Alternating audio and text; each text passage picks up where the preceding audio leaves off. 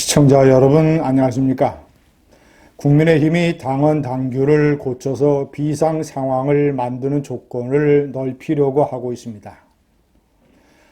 현재는 당대표 고위, 최고위원회 기능 상실 등으로 되어 있는 것을 최고위원들의 과반수 사퇴라든가 선출직 최고위원들의 사퇴 이런 조항을 넣는 것을 추진하고 있습니다. 그런데 시청자 여러분, 이준석이를 제가 주장한 대로 일찍 제명했더라면 이런 소동을 벌이지 않아도 됩니다. 왜냐? 이준석을 제명을 하면 당대표가 고립되는, 당대표가 없는 상황이기 때문에 자동적으로 비상 상황이 됩니다. 의원총회에서 이준석이에 대해서 추가 징계를 해야 된다고 촉구하는 결의를 했음에도 불구하고 이 중앙윤리위원회 위원장 이양희 성균관대 법학전문대학원 교수가 직무를 유기하고 있습니다. 제가 여러 번 말씀드렸다시피 이준석이의 해당 행위는 차고 넘칩니다. 특히 8월 13일 대국민 기자회견 때 모두 발언을 한 내용을 조목조목 살펴보면 해당 행위를 한 구절이 7, 8가지가 됩니다. 이양희 교수는 그 모두 발언을 제대로 읽어보지 않았습니까? 이양희 교수는 국제적으로 유명한 아동 인권 보호 그리고 유엔의 여러 가지 인권 활동에 참여한 아주 명성이 있는 국제학자입니다. 특히 시청자 여러분 잘 아시겠지만 그의 부친은 소속 이철승 선생입니다. 저는 이철승 선생을 상당히 존경합니다. 제가 대표적으로 꼽는 3가지 공로, 제가 3번에 명기를 했습니다마는 일제 때 일제가 학병을 모집하는 그런 제도에 반대하는 운동을 했습니다. 자, 2번째는 해방공간에서 청년들의 반탁 운동을 주도했습니다. 우익진영의 청년 투사로 활동을 했습니다. 자, 그리고 6.25 한국전쟁 때는 학도 의원군으로 참전을 해서 낙동강전선 이런 데서 싸웠습니다. 제가 특히 주목을 하는 것은 야당 신민당의 대표 최고위원을 하면서 야당 지도자로서 당내의 반발과 비판과 질시를 무시하면서 박정희 대통령의 애국 통치, 애국 독재를 사실상 이해하고 도와줬습니다. 신민당 대표로서 중도 통합론을 내세우면서 박정희 정권에 대한 극한적인 투쟁에 반대했습니다.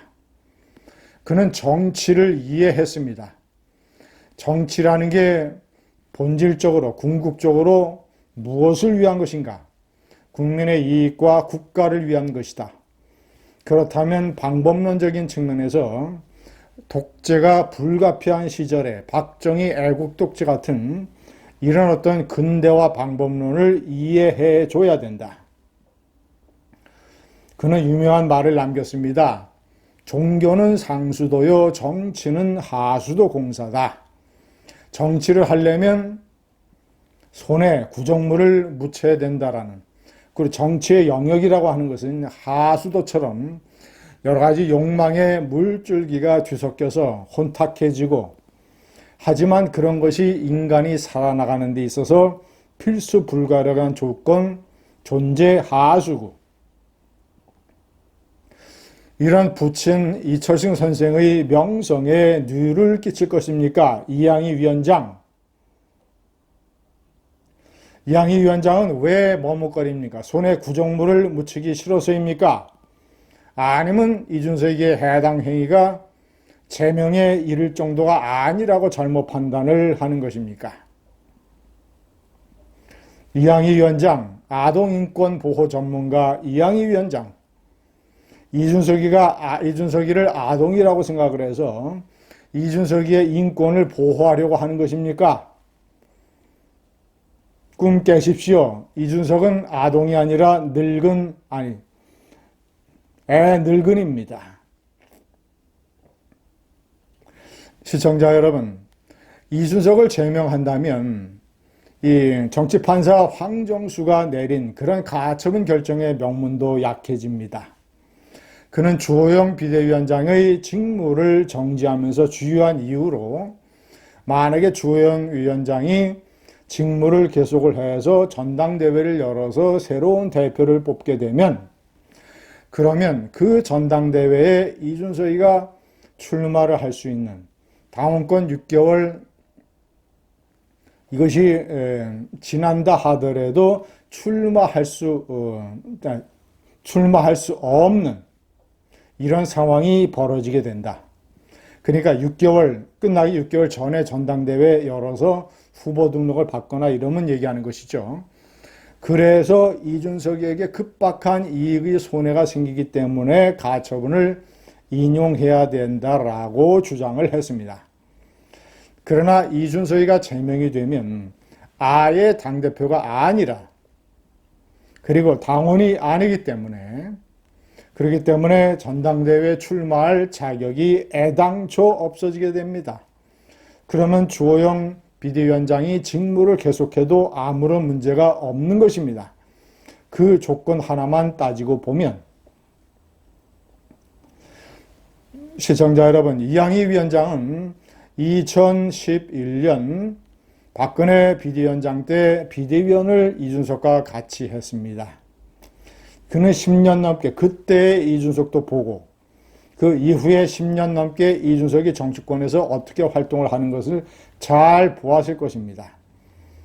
이준석이 얼마나 국가나 국민의 이익 이런 것보다는 어떤 젊은이로서의 성실함 이런 것보다는 애늙은이로서 정치권의 잘못된 것을 배워서 정치 공학만 발달하고 권모술수만 발달하고 뒤통수 치고 좌파 언론을 이용해서 선전성동술에만 능한 이런 잘못된 청년 기생충으로 변질했다는 것을 누구보다도 잘 아는 사람이 이양희 위원장일 것입니다.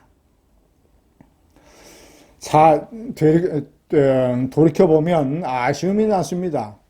당원권 정지 6개월이라 당원권 정지 1년을 때렸으면 그러면 정치판사가 가처분을 인용하는 그런 주요한 조건 이유가 역시 또 사라지게 됩니다.